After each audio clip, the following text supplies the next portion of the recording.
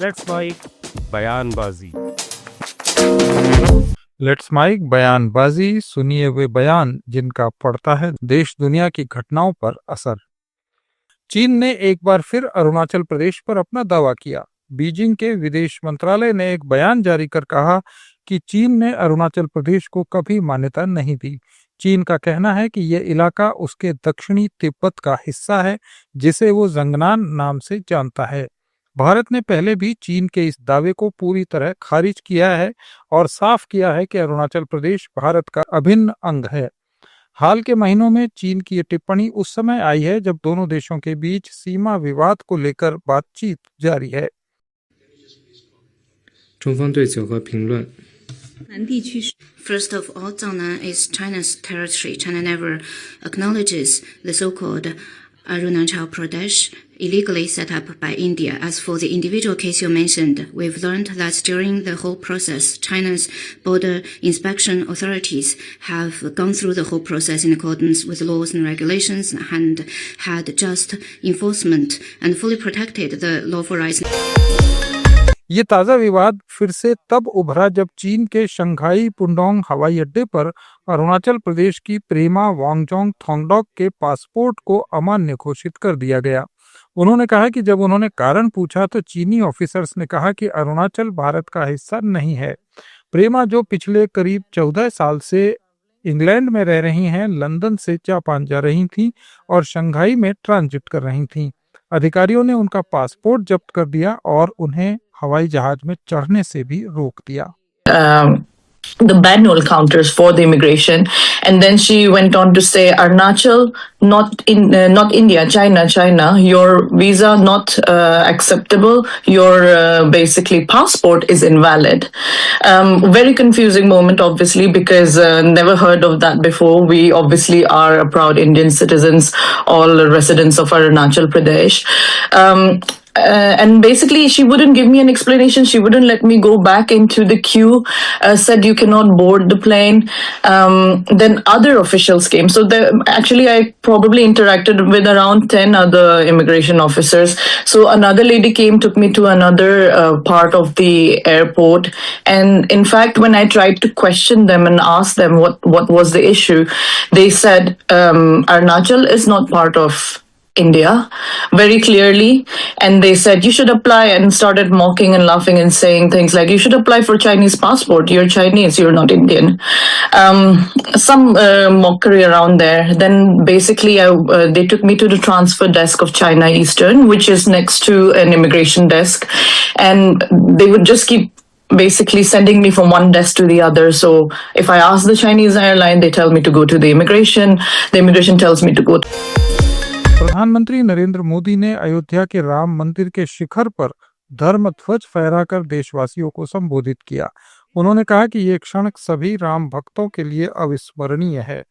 उन्होंने मंदिर निर्माण से जुड़े दानवीरों, कारीगरों और सभी श्रमिकों को धन्यवाद दिया। पीएम मोदी ने कहा कि राम मंदिर भारत की सांस्कृतिक शक्ति और एकता का प्रतीक है।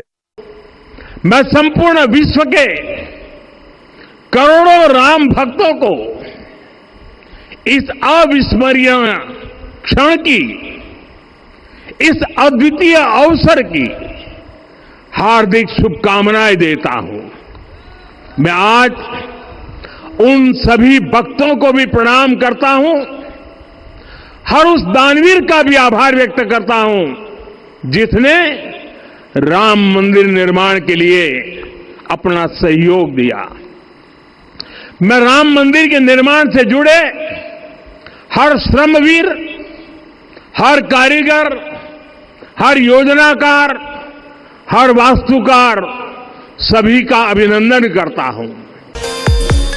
आरएसएस प्रमुख डॉक्टर मोहन भागवत अयोध्या में राम मंदिर के धर्म ध्वजारोहण कार्यक्रम में शामिल हुए।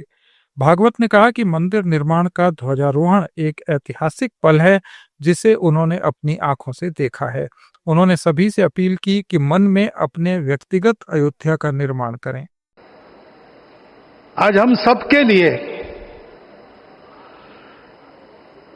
एक सार्थकता का दिवस है। इतने लोगों ने सपना देखा, इतने लोगों ने प्रयास किए, इतने लोगों ने अपने प्राण अर्पण किए।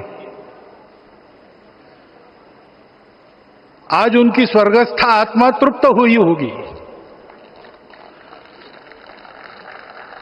आज वास्तव में अशोक जी को वहां शांति मिली होगी।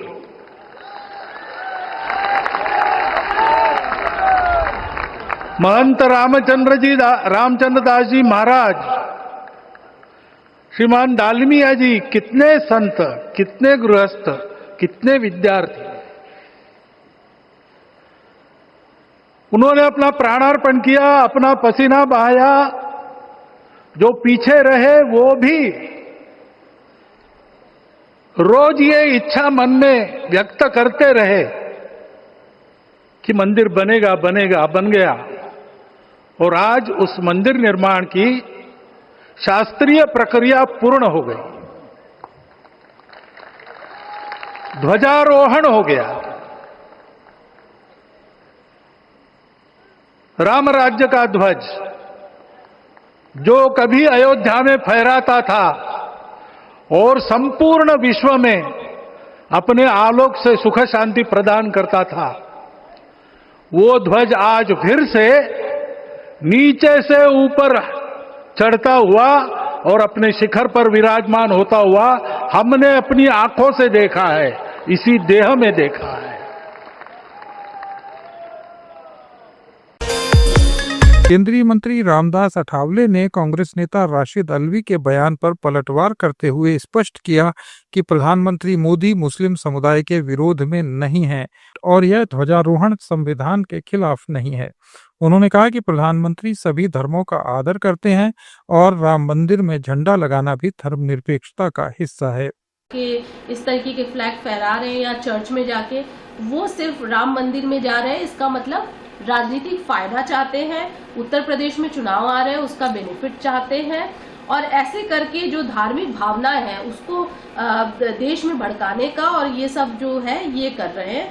तो उनको समझना चाहिए, उनको जवाहरलाल नेहरू से समझना चाहिए कि सेक्युलरिज्म क्या था, क्या है। मुझे लगता है कि राशिद अल्वी जी कांग्रेस पार्टी के नेता है, मुस्लिम कम्युनिटी के भी आते हैं, मेरे बहुत अच्छे पहचान के भी है।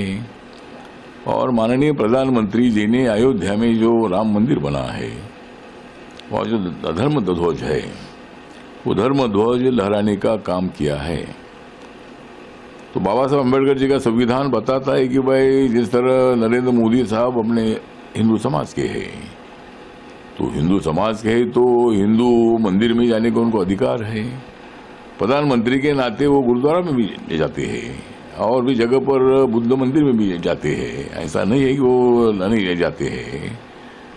और मुस्लिम समाज के बारे में भी जो योजनाएं बनी उसमें मुस्लिम को ये नहीं मिलना चाहिए, ऐसा बिल्कुल नहीं है। जनधन योजना है, आवास योजना है और अनेक जो योजनाएं बनी है, उसके साथ साथ जो 10% आरक्षण इकोनॉमिकल सेक्शन को दिया है, उसमें भी मुस्लिम कम्युनिटी को आरक्षण मिलता है।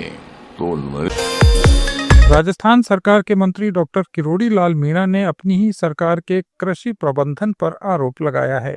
उन्होंने कहा कि किसानों को खाद के साथ जबरन ऐसे प्रोडक्ट थमाए जा रहे हैं जिनकी उन्हें कोई जरूरत नहीं है। डॉक्टर मीणा ने दावा किया कि खाद वितरण के साथ नैनो यूरिया, नैनो डीएपी और बायो फर्टिलाइजर जैसी चीजें दी जा रही हैं, जिससे किसानों पर 800 से 1000 रुपए तक का अतिरिक्त बोझ पड़ जाता है। एक ऐसा माल भी किसान को देते हैं जिसको किसान की आवश्यकता नहीं है। खाद के कट्टों के साथ नैनो यूरिया, नैनो डीएपी और दूसरा बायो फर्टिलाइजर देते हैं, जिसके किसान को 1800 रुपये का वजन आ जाता है। तो हमने वैसे तो मना कर रखा है लिखित में, लेकिन चोरी करे बिना नहीं मानता, किसान को जबरदस्ती उसको चिपकाता है। किसान नहीं लेता है तो उसको खाद नहीं देता है। तो ये मैंने छोटी सी चीज बीच में इसलिए बताई है कि मैं सवाई माधोपुर में कई महीनों से नहीं आ रहा। तुम सारी नाराज हो ना? जी नाराज, आप लोग सारे नाराज हो ना? लोकसभा अध्यक्ष ओम बिरला ने एसआईआर को लेकर विरोध कर रहे विपक्षी दलों पर अपनी प्रतिक्रिया दी। उन्होंने कहा कि संविधान में सभी संस्थाओं का अपना अपना कार्य होता है और वे देश हित में काम करती हैं।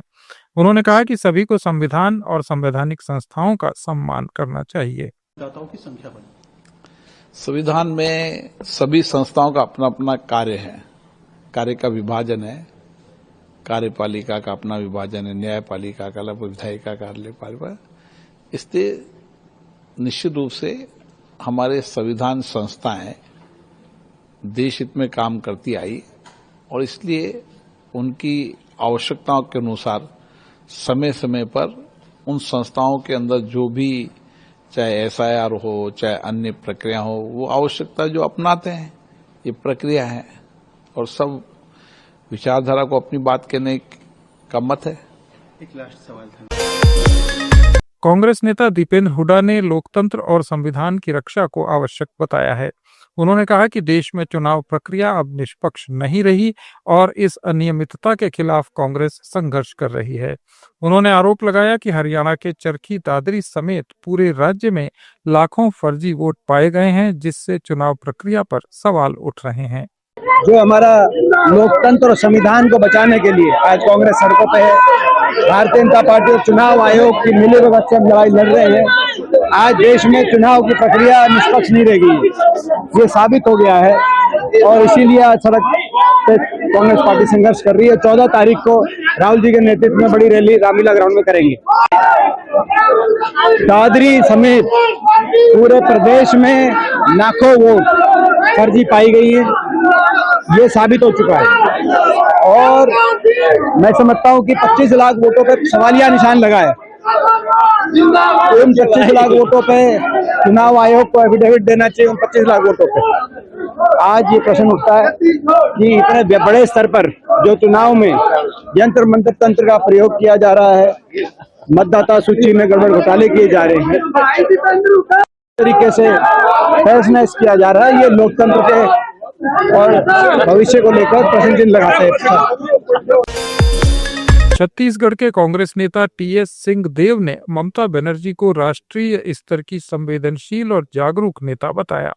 उन्होंने कहा कि ममता बनर्जी की ओर से उठाए गए मुद्दों को गंभीरता से लेना चाहिए। टीएस सिंहदेव ने कहा कि एसआईआर की कोई जरूरत नहीं है और इसे देश पर थोपने की कोशिश की जा रही है। जायज बातें होंगी। बहुत जागरूक और संवेदनशील राजनीतिक राष्ट्रीय स्तर की नेता हैं ममता बनर्जी और उन्होंने कोई बात उठाई है तो उसमें जरूर बहुत गंभीरता से लेना चाहिए। क्या लगता है एसआईआर को लेकर जिस तरह से उन्होंने आपत्ति भी जता रहे हैं जिसको लेकर, उसमें एसआईआर की देखिए कोई आवश्यकता ही नहीं, ये थोपा जा रहा है देश के ऊपर और परेशान कर दिया जा रहा है नागरिकों को वो काम करने के लिए जो काम निर्वाचन आयोग का है। ये मतदाता सूची उनको तैयार करनी चाहिए, डाटा उनको एकत्रित करना चाहिए, नाम उनको जोड़ने चाहिए, आपत्तियां आए वहां पर छानबीन करिए। ये नागरिक है कि नहीं, ये रहने वाला है कि नहीं, नाम एक से दूसरी जगह है कि नहीं, ये सारी जानकारी आज भी फॉर्म भर रहे हैं तो कैसे पता चलेगा कि मैंने 4 जगह नहीं भर दिया? निर्वाचन आयोग ही पता करेगा ना कि 4 जगह भर दिया, तो वही कर लो। जो आपको काम करना है उसके लिए मेरे को क्यों परेशान कर रहे हो? हाँ, सारे लोग परेशान हैं और ऐसे समय संयोग से अभी एसआईआर हो रहा है। एक तो होना ही नहीं चाहिए कि जब धान का कटाई, तो उन लोगों को ये भी नहीं मालूम कि धान के कटाई का समय है। ये किसान इस काम में संलिप्त रहते हैं और उनको बहुत ज्यादा दिक्कतें होंगी सबको ये फॉर्म भरने में, तो उन लोग को कोई फर्क नहीं पड़ता। बड़े बड़े एयर कंडीशन कमरों में बैठे हुए कुछ अधिकारियों की दुर्भाग्य से मानसिकता ऐसी ही होती है। ये थे आज के कुछ अहम बयान। अपडेट्स के लिए जुड़े रहिए लेट्स माइक के साथ।